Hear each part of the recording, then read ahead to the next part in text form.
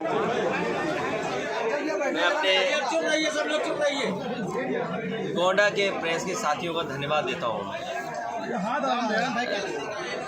गोंडा जिले ने समाजवादी नेताओं को और समाजवादी ताकत को हमेशा बढ़ाने का काम किया।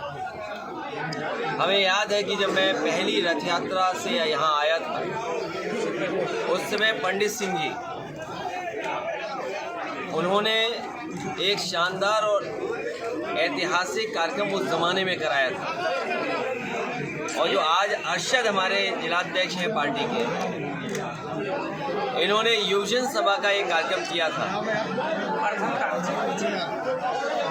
उस कार्यक्रम में भी शामिल हुआ हूँ। उस समय से और नेताजी के समय से यहाँ के नेतृत्व, चाहे वो पंडित सिंह जी हों या और हमारी पार्टी के नेता जो हमारे बाईं तरफ बैठे हैं, इन सबसे लगाव हमेशा बना रहा। और कई ऐसे राजनीति में मौके आए जहाँ पर गोंडा ने समाजवादियों को ऐतिहासिक जीत दिलाई। ये अलग बात है, पिछला चुनाव 22 का चुनाव अलग परिस्थितियों में हुआ। जो परिणाम समाजवादी पार्टी चाहती थी उस तरह परिणाम नहीं मिले। 2019 में भी जो समाजवादी पार्टी का समीकरण और परिणाम की उम्मीद थी वो नहीं मिला। लेकिन आज जब हम 10 साल दिल्ली के सरकार के पीछे मुड़ के देखते हैं और उत्तर प्रदेश की सरकार जो पिछले बार 5 साल मिले और फिर लगातार सरकार चल रही है, वहाँ भी जो देश के प्रधानमंत्री वो 10 साल से, जो यहाँ के मुख्यमंत्री हैं वो भी 6-7 साल हो गए उनके, और ये तीसरा बजट पेश होने वाला है। जो लोग ज़ीरो टॉलरेंस का नारा देते हैं, जो लोग कहते हैं कि कानून व्यवस्था पर ज़ीरो टॉलरेंस पॉलिसी है, और गोंडा के लोगों से क्या पूछना, बताओ, हंसिए से बैंक लूट ली, ये ज़ीरो टॉलरेंस है। लगता है इनकी सरकार में कानून व्यवस्था ज़ीरो हो गई, इनकी ज़ीरो टॉलरेंस की पॉलिसी ज़ीरो हो गई। और अस्पताल का हाल तो ये है, मुझे याद है एक रात में लगभग 11-11:15 बजे जग रहा था, और इसी गोंडा की एक खबर मैंने देखी टीवी पर जो चली कि एक श्रीवास्तव परिवार, उसके परिवार के सदस्य डॉक्टरों से लड़ रहे हैं और डॉक्टर से कह रहे कि तुमने इंजेक्शन लगा दिया मेरी परिवार के सदस्य जिसकी जान चली गई, वो गर्भवती महिला की। वो दिन और आज का दिन, बताओ स्वास्थ्य व्यवस्थाएं क्या हैं, बच्चों की कितनी जान जा रही है। अगर कोई गर्भवती महिला है, कोई पीड़ित है, बीमार है, क्या इलाज संभव है? और फिर भ्रष्टाचार का क्या बोलना।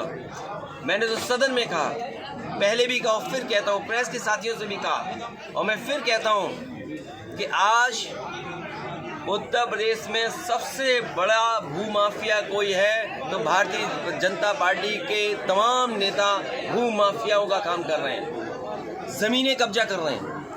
और दुख बोलूं, खुशी बोलूं या ज़ीरो टॉलरेंस पॉलिसी को याद करूं, अभी कुछ दिन पहले मुख्यमंत्री जी गोरखपुर गए थे, और गोरखपुर जाकर के उन्होंने कहा कि भूमाफियाओं पे लगाम लगनी चाहिए। अगर मुख्यमंत्री जी अपने क्षेत्र में ये सोचते हैं कि भूमाफियाओं को लगाम नहीं लगी है, तो बताओ गोंडा में कैसे भूमाफियाओं की लगाम लग जाएगी? क्या भूमाफियाओं का जो नारा दे रहे हैं ज़ीरो टॉलरेंस का, क्या जो ज़मीन कब्जा रहे उन्हें ये सरकार छू भी पाएगी क्या? और फिर अगर इतनी साफ सुथरी है, अगर ये वाकई मर्यादित हैं, आदर्श जीवन के रास्ते पे चलते हैं, तो सार्वजनिक क्यों नहीं करते रजिस्ट्रियाँ? गोंडा की रजिस्ट्री कर दो। सार्वजनिक सबसे ज़्यादा ज़मीनें किसने खरीदी हैं? अयोध्या की सार्वजनिक कर दें कि रजिस्ट्रियाँ किसने की हैं?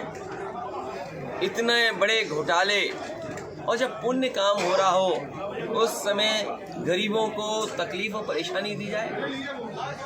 ये लोग कहते हैं नौकरी मिल गई, रोजगार मिल गए। अभी आपने देखा रोजगार के नए अवसर, लोग इजराइल जा रहे हैं, लाइन लगी है इजराइल में जाने के लिए। सोचो वॉर जोन में यहाँ के नौजवान 40,000 45,000 रुपये की नौकरी करने जा रहे हैं। जो निवेश के सपने दिखाए थे, निवेश कितने ज़मीन पर पहुँचे। हमारे किसान की क्या आय दोगुनी हो गई, ये प्रधान और हमारे पत्रकार जानते होंगे। ये जो विकसित भारत का जो नारा देकर के आयोजन चल रहा था, क्या प्रधानों से पैसे नहीं वसूले गए? 20,000 30,000 प्रधानों से वसूल करके विकसित भारत का सपना दिखा रहे हैं। विकसित भारत तब बनेगा जब हमारी किसान की आय दोगुनी हो, निवेश और नौजवान को सम्मानजनक रोजगार मिले। ये जो डिलीवरी बॉय बना दे रहे हैं या इजराइल में वॉर जोन में भेजे जा रहे हैं, ये नौकरी नहीं है।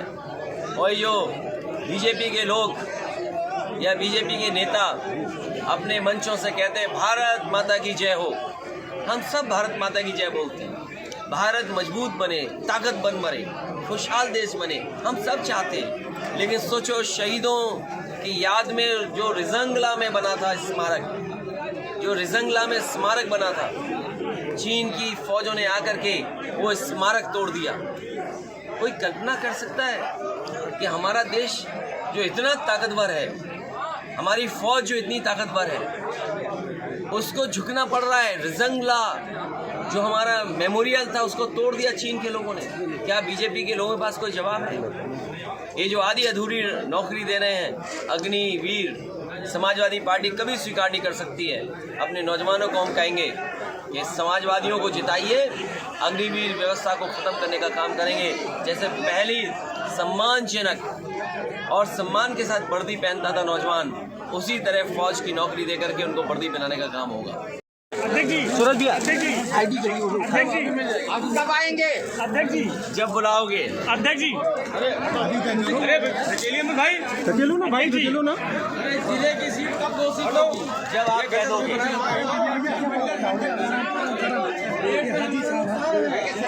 आईडी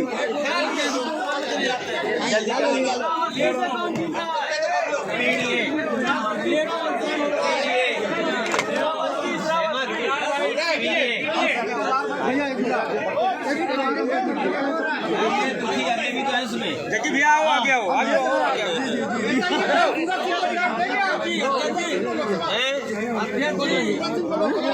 सूरज, हम सूरज को आगे बढ़ाएंगे। क्या कर रहे हैं?